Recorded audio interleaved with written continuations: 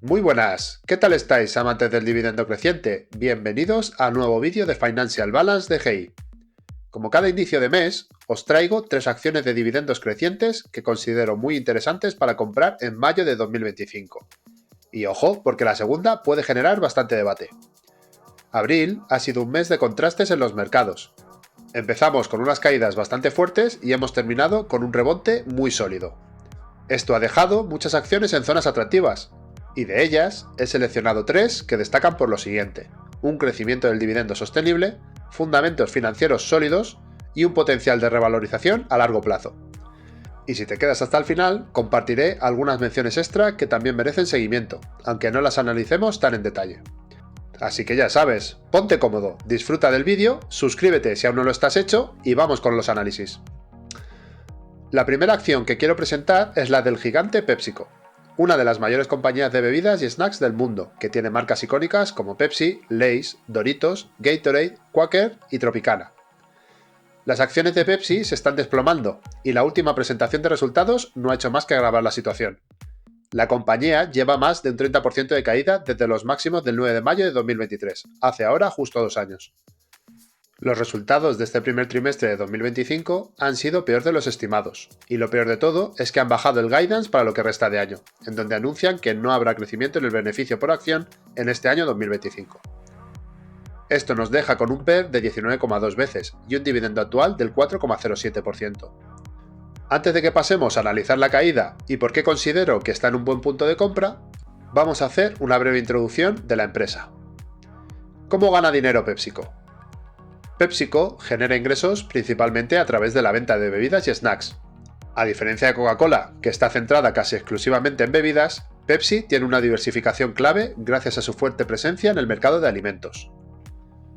PepsiCo reporta sus ingresos en 2 grandes categorías: snacks y alimentos preparados, Frito-Lay, Quaker, etc., los cuales suponen un 58% de los ingresos, y por otro lado las bebidas, Pepsi, Gatorade, Tropicana, etc., el cual supone el restante 42%. Un punto clave que quiero resaltar es que el negocio de snacks es más rentable que el de bebidas, por sus mayores márgenes operativos y mejor poder de fijación de precios. El negocio de snacks tiene un margen operativo de entre el 27 y el 30%, y además está creciendo en mayor medida que el de bebidas, especialmente en Estados Unidos y Latinoamérica. El negocio de bebidas, que es más maduro y presenta unos menores márgenes, siendo entre el 13 y el 15%. Este punto es clave de cara a la posible evolución del beneficio de PepsiCo a futuro. Veamos la división por geografía de las ventas, puesto que es otro punto clave de cara a entender dónde está PepsiCo actualmente y dónde están sus vectores de crecimiento. PepsiCo divide sus operaciones en las siguientes regiones. Tenemos por un lado América del Norte, que representa un 64,1% de sus ingresos totales y ha tenido un crecimiento year over year de 0. Otra región es Europa, que supone el 13,5% y ha tenido un crecimiento del 4,8%. Latinoamérica, que supone el 11,5%, solo ha subido un 0,5%. Luego tenemos África, Medio Oriente y Asia del Sur, AMESA, que supone el 6% de los ingresos totales y ha supuesto un 1,27% de incremento. Y por último, Asia-Pacífico, Australia, Nueva Zelanda y China, APAC, que supone el 4,9% de ingresos totales y ha tenido un crecimiento year over year del 0,9%. El crecimiento parece estar viniendo de Europa, derivado de una mejora de márgenes y de AMESA, por el fuerte crecimiento en India y Sudáfrica. Una vez entendido cómo gana dinero PepsiCo, vamos a ver por qué considero que está a un buen punto de compra. Pero por favor, recordad, la información proporcionada en este vídeo no constituye una recomendación de inversión, asesoramiento financiero ni una invitación a comprar o vender ningún valor. Todas las opiniones expresadas tienen un carácter informativo y reflejan interpretaciones subjetivas basadas en datos disponibles en el momento y en mi experiencia propia. Primero pasemos a mirar el PER en el que cotiza la empresa en función de su historia. Tal y como hemos comentado, actualmente estaría cotizando a unas 19,2 veces el beneficio. Si miramos su PER histórico, podemos ver que se encuentra en una de las zonas más bajas de su PER histórico de los últimos 10 años, únicamente superado por los datos de 2018, en donde reportó unos beneficios muy elevados con un guidance de futuro bajo. Es decir, teniendo en cuenta los datos del PER histórico, parece que la valoración de PepsiCo está en un punto muy atractivo a día de hoy. Pasemos a ver qué opina el mercado sobre el PER futuro de la empresa. Este ratio se encuentra sobre las 16 veces en 2026 y bajaría a 13 veces en 2030 y a tan solo 10,6% en 2034. Este dato está muy por debajo del PER histórico de la empresa, lo que indica que la acción tendría recorrido en comparación con su valoración histórica. Por lo tanto, el mercado prevé que aunque en 2025 los beneficios de PepsiCo se mantengan constantes, a futuro veamos el crecimiento sostenido de los mismos. Pasemos a ver los dividendos. PepsiCo comenzó a pagar dividendos en 1965, el mismo año en el que se fusionaron Pepsi-Cola y Frito-Lay, y desde entonces no ha dejado de pagar ni un solo año, incrementando su dividendo en 52 años consecutivos, lo cual le ha convertido en un Dividend King. En los últimos 10 años ha pasado de pagar $2 por acción a pagar más de 5.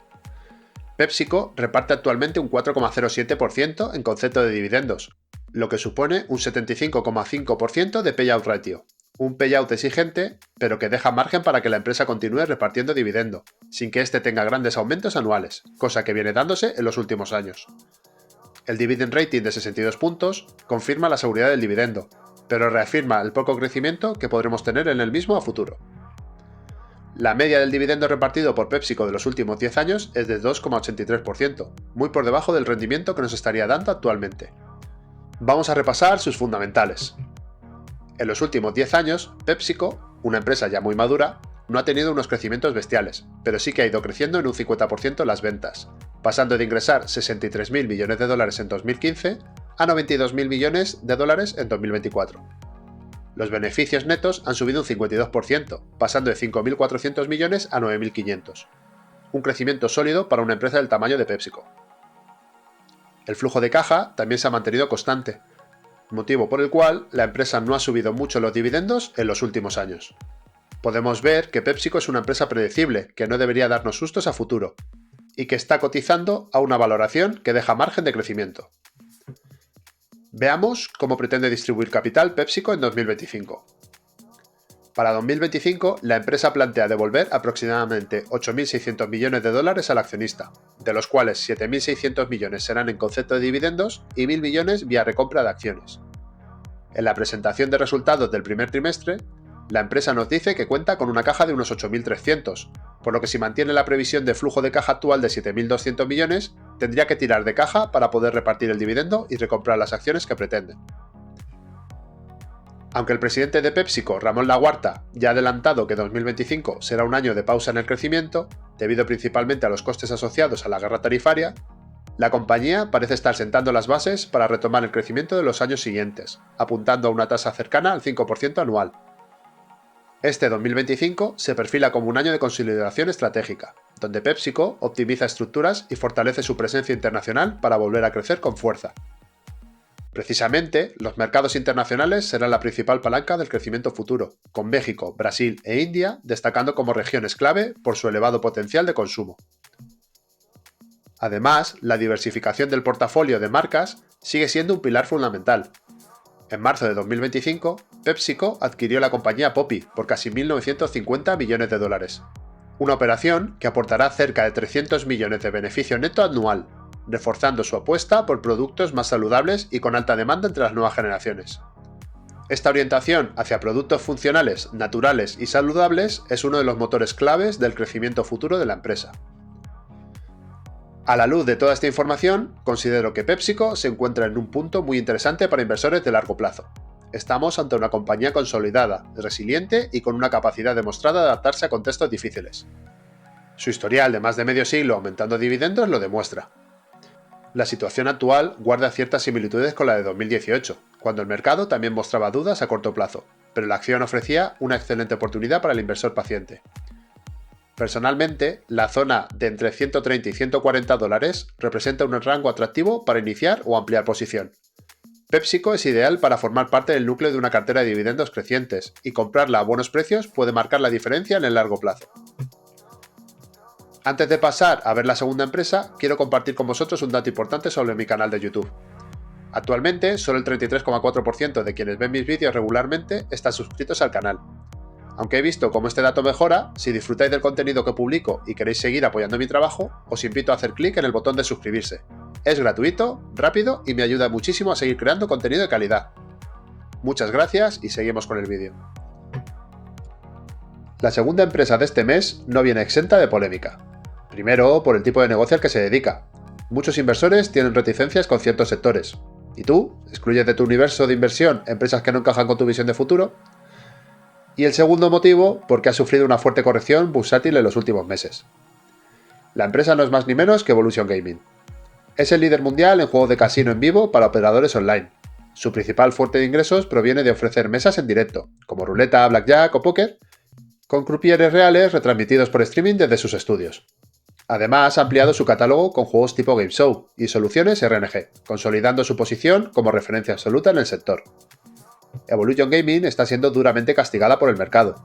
En enero de 2025, Goldman Sachs rebajó su calificación tras una desaceleración del crecimiento y resultados por debajo de lo esperado. Esto se puede ver claramente en el crecimiento anual que venían trayendo, en donde han pasado de crecimientos sostenidos por encima del 30% a tan solo un 4% en el primer trimestre de 2025. A esto se suma una investigación de la Comisión del Juego del Reino Unido, tras detectarse que sus juegos eran accesibles para jugadores británicos a través de operadores no autorizados. Otros factores de presión incluyen ciberataques desde Asia y una desaceleración global del mercado de casinos online en vivo. Todo esto ha elevado las dudas sobre la visibilidad, sostenibilidad y calidad del crecimiento futuro de la empresa. Como resultado, Evolution cotiza en mínimos de los últimos 5 años, con una caída del 64% desde sus máximos en abril de 2021 y un 47% desde el doble techo que puedes ver ahora mismo en pantalla. Vamos a ver cómo gana dinero la empresa, y si, a pesar de todo, podría estar en una buena zona de compra. Su modelo de ingresos se compone de 3 principales fuentes. Por un lado tenemos las comisiones de apertura, los ingresos iniciales cobrados a nuevos clientes al lanzar su oferta de casinos en vivo. Por otro lado tenemos las comisiones variables, que son facturadas mensualmente con un porcentaje de entre el 10 y el 15% de las ganancias brutas generadas por los operadores de juego. Cabe destacar que Evolution no asume riesgos por posibles pérdidas de los operadores. Y por último tenemos las tarifas fijas, que son aplicadas mensualmente a clientes con mesas que tienen experiencias únicas para cada uno de sus jugadores. Estas 3 fuentes las podemos englobar principalmente en 2 líneas de negocio: los juegos de casinos en vivo y los juegos basados en generadores de números aleatorios, o RNG. Vamos a ver las líneas de negocio un poquito más en profundidad. La primera son los juegos en vivo. Es la principal fuente de ingresos de Evolution, representando aproximadamente el 86% del total, con 1.776 millones de euros en 2024. Como hemos dicho, la empresa ofrece juegos como ruleta, blackjack y póker en directo retransmitidos desde estudios propios.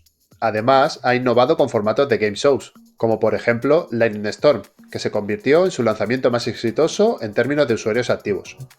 La otra línea de negocio, los juegos RNG o Random Number Generator, que incluyen tragamonedas y otros juegos automáticos, que aportaron 287 millones de euros, alrededor del 14% de los ingresos totales. Evolution ha fortalecido esta línea mediante adquisiciones como No Limit City, NetEnt y Red Tiger, y en 2024 lanzó 17 nuevos títulos, destacando Tag Hunters como uno de los más exitosos. La compañía mantiene una sólida rentabilidad, con un margen EBITDA ajustado del 68,4% en 2024. Aunque en el primer trimestre de 2025 este margen se redujo al 65,6% debido a inversiones en mercados regulados y medidas contra ciberataques, Evolution prevé mantener un margen del entre el 66 y el 68% para el resto del año. Tomando como referencia los datos del Q1 de 2025, los ingresos se distribuyeron geográficamente de la siguiente manera. En Europa tuvieron un 36,4%, con una ligera caída del 0,7%, afectado por la ya mencionada regulación del Reino Unido. En Asia tuvieron un 38,8%, con un crecimiento del 2,2%. En Norteamérica, 13,7%, con un incremento del 15,1%. Veremos cómo Norteamérica es uno de los vectores de crecimiento que tiene la empresa. Por otro lado, tenemos a Latinoamérica, que suponen un 7%, con un crecimiento del 9,2%.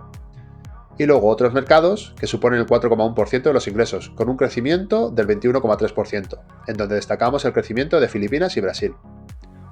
Cabe destacar que Evolution ha incrementado su presencia en mercados regulados, alcanzando un 45% de sus ingresos en estos mercados en el primer trimestre de 2025, frente al 41% del último trimestre de 2024.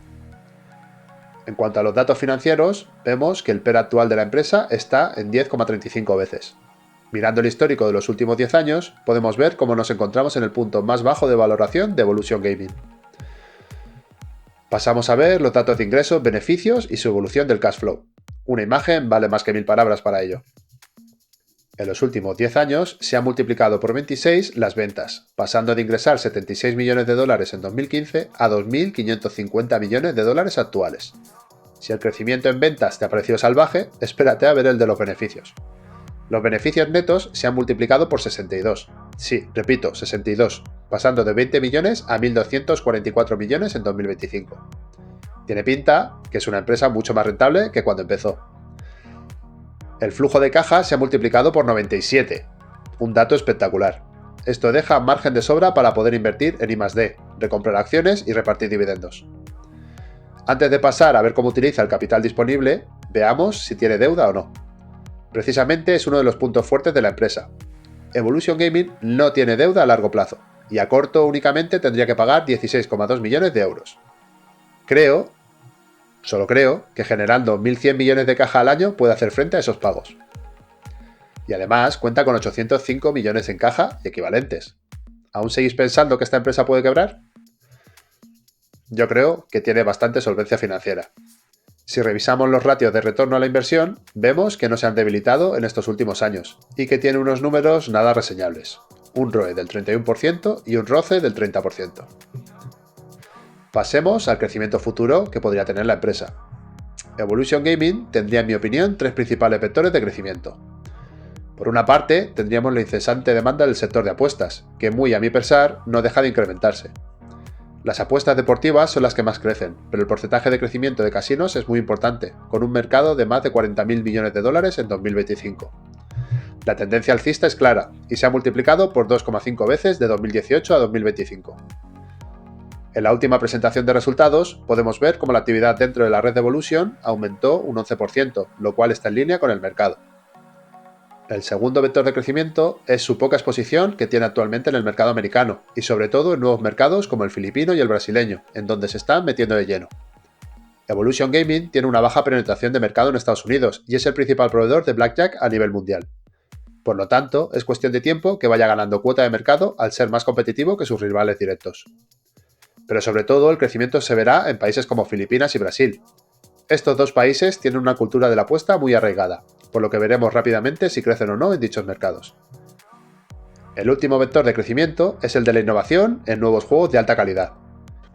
Evolution Gaming cuenta con una conversión de caja del 87%, no tiene deuda y por lo tanto puede destinar gran parte del capital a sacar nuevos y mejores juegos, sin perder de foco su gallina de los huevos de oro, el Blackjack. Teniendo en cuenta toda esta información que nos deja la empresa, la verdad que me parece que Evolution Gaming es una ganga a día de hoy. No descarto incluirla en cartera, bueno, mejor dicho, sustituirla por T-Row. ¿Tú qué piensas? Por último, llegamos a la tercera empresa, que no es otra que el gigante del cuidado animal y una de mis empresas fetiche, Zoetis.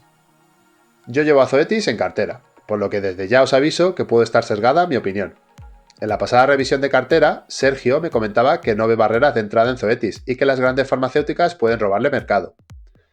Si bien es verdad que la empresa no está exenta de competencia, las barreras de entrada son grandes. No olvidemos que Zoetis es una spin-off de Pfizer, en donde ya era un negocio en sí mismo. Zoetis lleva un periodo de 3 años de consolidación en cuanto al precio de la acción, y está actualmente en la parte baja de dicha consolidación, lo que en mi opinión la deja en una posición muy interesante para considerar comprarla o ampliar posición. Zoetis lleva un 35% de bajada desde los máximos que firmó en enero de 2022. Os dejo un spoiler de las principales preocupaciones del mercado que provocan que la acción esté a precios muy atractivos. El primero es la dependencia creciente a la subida de precios. Zoetis prevé subir precios en un 4% por encima del crecimiento orgánico de ventas. Y el segundo, los márgenes. Zoetis no espera un crecimiento del margen neto en 2025. Ya conocéis los temores del mercado. Vamos a ver si tienen sentido o no. Lo primero es lo primero. ¿Cómo gana dinero Zoetis? Zoetis gana dinero desarrollando, fabricando y vendiendo medicamentos y vacunas para animales, tanto en compañía, perros y gatos, por ejemplo, como de granja, ganado, cerdos y aves. Su modelo de negocio se divide en dos grandes segmentos. En el primero tendríamos los animales de compañía. Los principales productos serían vacunas, tratamientos antiparasitarios, analgésicos, medicamentos dermatológicos y soluciones diagnósticas. Como podéis estar pensando, los clientes serían veterinarios, clínicas y hospitales veterinarios. El segmento de animales de compañía tiene un peso en ingresos, según el Q1 de 2025, del 59% del total y un crecimiento del 10% interanual. El segundo segmento, por otro lado, serían los animales de producción. Los principales productos serían vacunas y medicamentos que mejoran la salud y productividad del ganado, como por ejemplo antibióticos, antiparasitarios y hormonas del crecimiento. Los clientes en este segmento serían agricultores, ganaderos, cooperativas y gobiernos. Este segmento tiene un peso en los ingresos del Q1 de 2025 del 41% del total y un crecimiento del 2% interanual. Tal y como podéis ver, el crecimiento de este sector es menor. Zoetis también obtiene ingresos por diagnóstico veterinario y tecnología para monitorizar la salud animal, que refuerzan la fidelización de clientes y elevan el margen. Si nos fijamos en los datos financieros, comenzamos viendo que el PER actual de la empresa está en 28,9 veces. Puede parecer un PER alto de primeras, pero vayamos a ver su histórico. El PER histórico de la empresa es bastante elevado y no es habitual que encontremos a la empresa cotizando a múltiplos inferiores a las 30 veces. La última vez que estuvo a múltiplos por debajo de 30 veces se demostró cómo era una buena oportunidad de compra. De la misma forma, podemos ver cómo en finales de 2021, tras el auge de los animales de compañía post-pandemia, vimos una clara sobrevaloración de la empresa. Vamos a fijarnos ahora en los datos de ingresos, beneficios y la evolución de su cash flow. En los últimos 10 años ha multiplicado por 2 veces las ventas, pasando de ingresar 4.700 millones de dólares en 2015 a 9.250 millones actuales. Los beneficios netos se han multiplicado por 7,3 veces, pasando de 339 millones a 2.486 millones en 2025. Zoetis es una empresa mucho más rentable que cuando empezó, y se nota en la expansión del múltiplo. El flujo de caja se ha multiplicado por 5,2 veces, espectacular. Esto deja margen de sobra para invertir en I+D, recomprar acciones y repartir dividendos. La empresa, pese a las bajadas sufridas en bolsa, sigue siendo una empresa muy rentable, generando una pila de efectivo que no dudan en reinvertir en el negocio con el fin de expandirse. Veamos uno de los puntos clave, y que para mí está siendo un acierto con mayúsculas de la directiva a la hora de asignar capital. Las acciones en circulación han decrecido en orden del 1,6% anual en los últimos 3 años, en donde el precio de la acción ha estado más depreciada. Desde 2020 hasta finales de 2024, Zoetis ha recomprado un 5% de las acciones en circulación. ¿Cómo está su deuda? Podemos ver cómo en 2024 terminó con una deuda de 5.200 millones a largo plazo y 1.350 millones a corto. Recordad que Zoetis genera un free cash flow de 2.250 millones de dólares, por lo que parece que tiene la deuda controlada. Si nos fijamos en el ratio de deuda neta EBITDA, que tanto me gusta para ver la solidez financiera de una empresa, ha mejorado significativamente en los últimos años, consolidándose en 1,2 veces. Por lo tanto, podemos concluir que la deuda no es problemática para Zoetis. Pasemos a ver los vectores de crecimiento de la compañía. El primer vector de crecimiento viene derivado del aumento pipeline de Zoetis en los próximos años. Quiero destacar 2 puntos importantes que darán grandes beneficios a la empresa. En el primero, tendríamos el lanzamiento de Librela y Solensia, de acción prolongada a lo largo de 2025.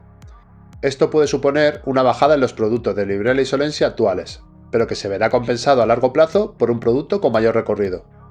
Y el segundo producto sería el del mercado renal, que debería incluir una gran línea de negocio en algún momento de los próximos 3 años. Se prevé que este nuevo producto además sea más rentable a nivel de negocio que los actuales, por lo que podríamos ver también una expansión de múltiplo futuro. El segundo vector de crecimiento sería el aumento imparable de los animales de compañía. En los números de la empresa se puede ver claramente cómo están aumentando en torno al 10% anual. Además, pronto veremos cómo todas las mascotas que las familias incluyeron en la época de la pandemia se harán mayores y por lo tanto tendrán que recurrir a los tratamientos de Zoetis para mejorar su calidad de vida. Un punto importante en la tesis de Zoetis es que los animales de compañía son uno más de la familia. Recientemente me comentaba un familiar cómo había pagado 6.000 euros por quitarle las cataratas a su perro. Esto antes era impensable, pero ahora los perros, gatos, etc. son parte de la familia y hasta se van de viaje con sus dueños. Teniendo en cuenta toda esta información que nos deja la empresa, considero que se encuentra a un precio muy atractivo. Todo lo que sea por debajo de $160 para mí estaría a buen precio. En el pasado mes te presenté 3 acciones que siguen a buenos precios. ASML, que la recomendamos a 660 y siempre y cuando estuviera a 650. A precios de hoy, cotizando sobre los 610, sigue valiendo la tesis presentada. United Health Group la recomendamos a $474. En la última presentación de resultados indica un menor crecimiento este año, ya ha bajado a $400, lo cual la deja en muy buen sitio para entrar en ella. También hay otras empresas que están a buen precio, pero que no he analizado con tanto detenimiento. Tenemos a Danaher, a Louis Vuitton y a Amazon. Muchas gracias por haber llegado hasta el final. Espero que os haya gustado y os agradecería que le deis un buen like al vídeo y os suscribáis al canal si os gusta lo que hago. Y si os ha gustado esta lista de 3 apuestas, os recomiendo que veáis la de los meses anteriores, ya que como os he comentado en el punto anterior, algunas tesis siguen siendo vigentes y las empresas siguen a buen precio. Hasta el próximo vídeo, amantes del dividendo creciente. Un saludo.